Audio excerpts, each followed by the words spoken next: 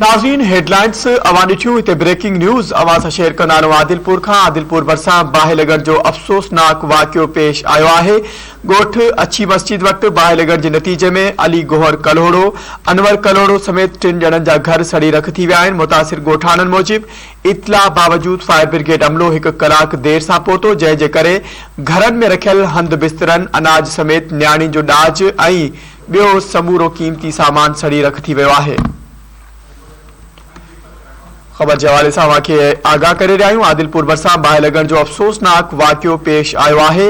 ॻोठ अच्छी मस्जिद वटि बाहिलगढ़ जे नतीजे में अली गोहर कलोड़ो, अनवर कलोड़ो समेत 3 ॼणनि जा घर सड़ी रख थी विया।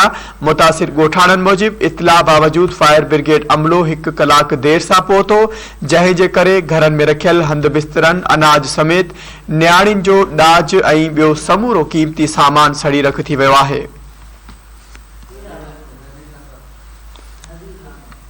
तफ़सील मालूम कंदासीं। धरती टीवी जो रिपोर्टर राब्तो करण की कोशिश करे रहिया आहियूं। अहम ख़बर के हवाले से अवांखे आगाह करे आहियूं। आदिलपुर भरिसां बाहिलगढ़ सबब अफ़सोसनाक वाक़ियो पेश आयो आहे। ॻोठ अच्छी मस्जिद वटि बाहिलगढ़ जे नतीजे में अली गोहर कलोड़ो, अनवर कलोड़ो समेत 3 ॼणनि जा घर सड़ी रख थी विया।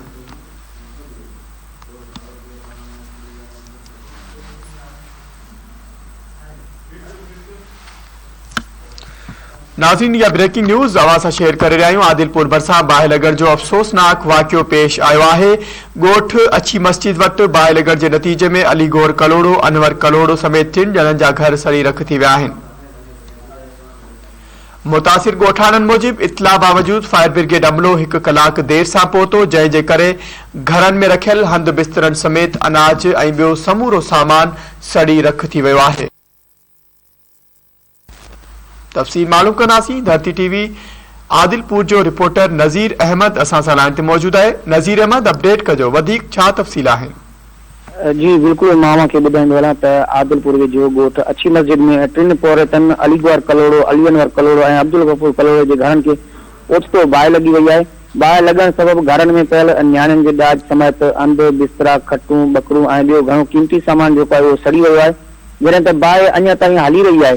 जॾहिं त मुतासिर माण्हुनि फायर ब्रिगेड अमले खे फोन कंदा रहिया, पर फायर ब्रिगेड 1 कलाक बाद पहुती आहे, जंहिं करे उन्हनि जो जेको आहे घणो नुक़सान थियो आहे। बाहि जेका आहे उहा अञा ताईं वधीक ॿियनि घरनि ॾांहुं वधी रही आहे, जंहिं करे उन्हनि घर घुर कई आहे त 1 फायर ब्रिगेड ॿी मोकिली वञे त जीअं वधीक ॿिया घर नुक़सान खां बची सघनि। होॾां टाउन ऑफिसर बाबर अली सां राब्तो करणु पियो। उनजो चवणु त ॿी फायर ब्रिगेड जेका आहे उहा ख़राबु आहे, जंहिं करे उहा नथा मोकिले सघूं। जॾहिं त बाहि लॻण जो कारण जेको आहे उहो हिन महिल ताईं मालूम न थी सघियो आहे त उहा बाहि कीअं लॻी आहे।